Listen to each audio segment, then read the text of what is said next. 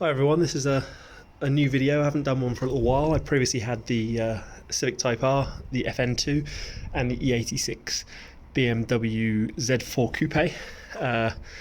Sadly I bumped my Coupe, so it was replaced. I used my nan's Toyota Yaris and my parents' X5 and Audi TT for a while, but now I am finally, I've got my own car.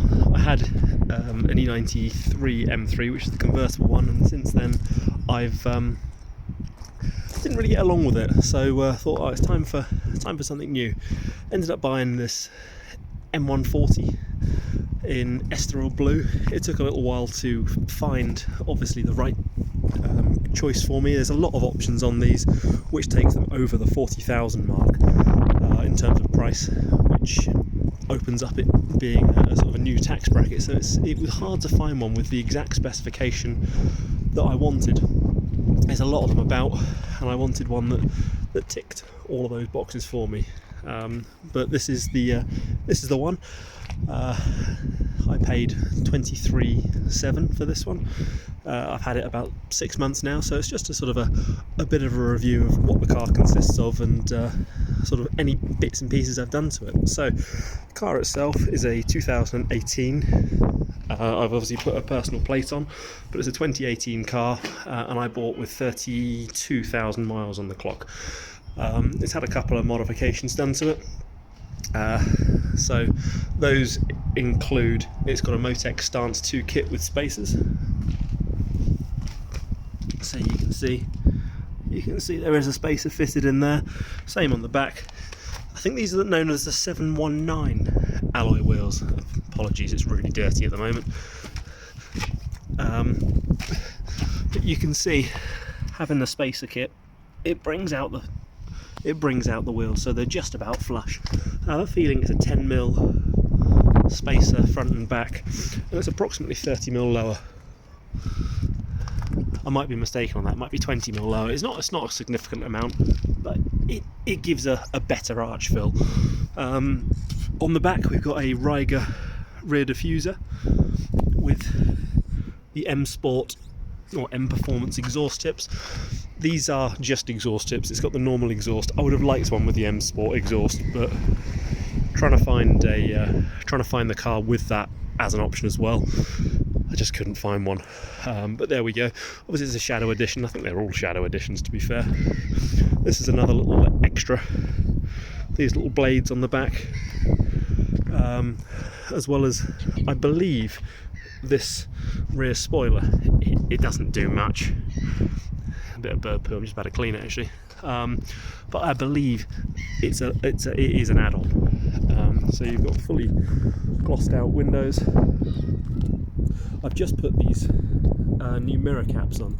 The guy that sold me the car actually gave me these, and I had the standard sort of grey ones on up until about a week ago. Fairly easy to fit. It's just a case of, well, just pull them off, clip them back on, and I think they look quite nice. Obviously, with doing that, I've fitted gloss black canards. These are the original ones, which I've decided to wrap myself.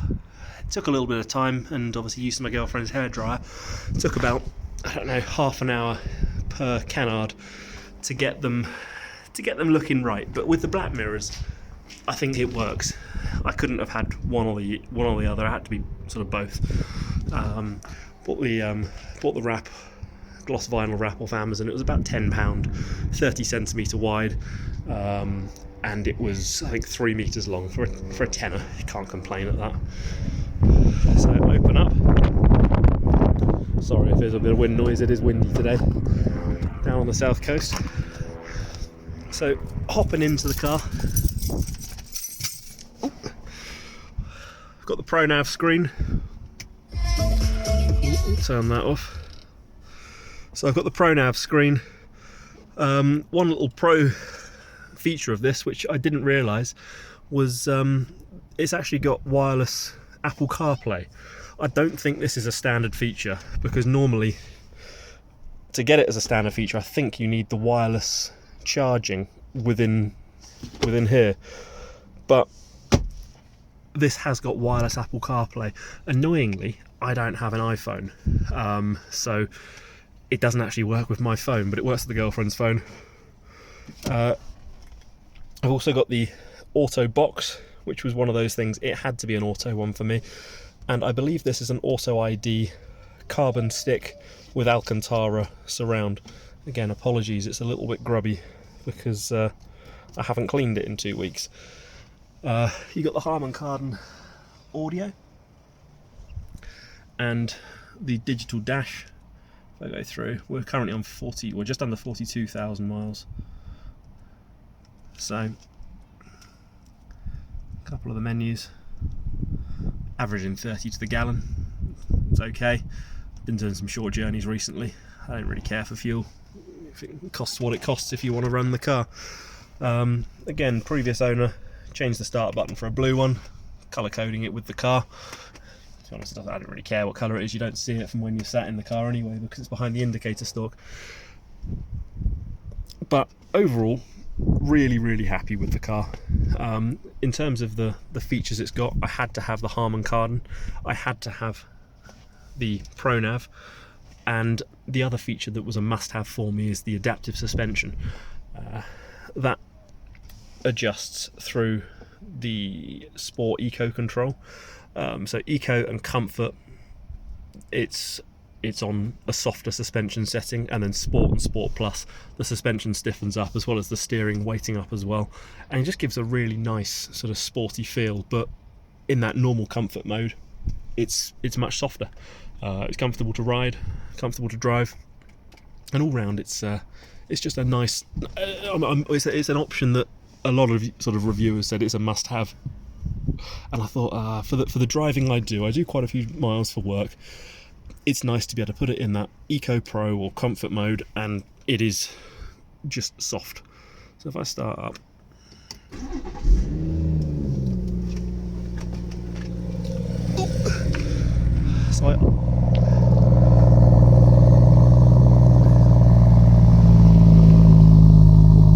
what I have noticed is there does seem to be a cold start, and obviously from cold, like it is now, you only get the only one exhaust tip is actually active, and that lasts for about 30 seconds or so. And once that after that 30 seconds, it does quieten down. As I say, as far as I'm aware, this exhaust is standard, and that there's sort of the standard silencers within.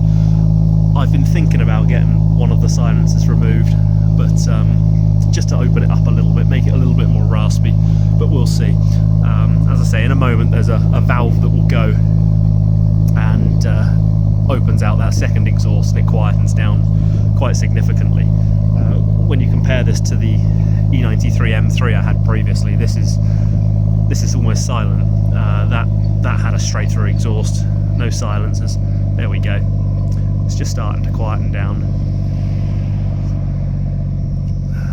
Lets the revs sort of drop down to about 800, might be 600, I can't remember what. But yeah, let's give it a couple of revs.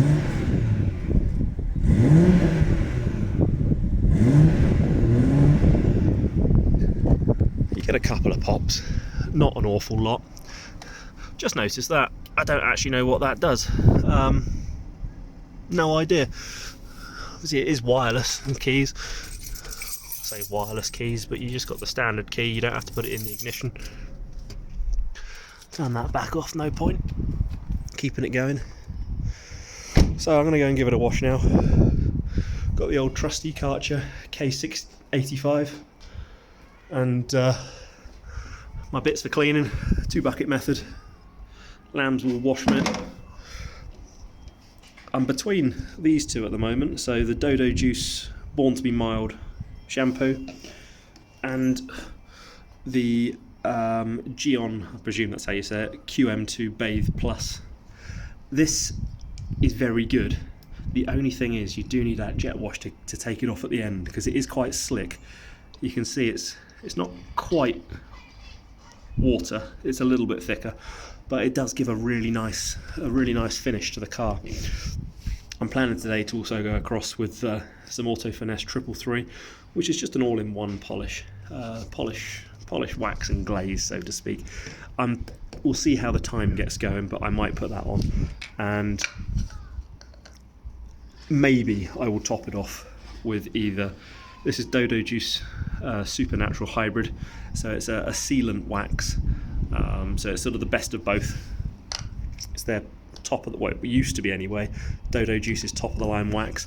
And I've also just got this, which is Dodo Juice Rainforest Rub. It's just a small sample size pot. That'll be enough to go over the car about 3 times, I would have thought, maybe more. Despite it being a sample pot and only 30 millilitres, there's more than enough. And I'll apply it with these finger condoms.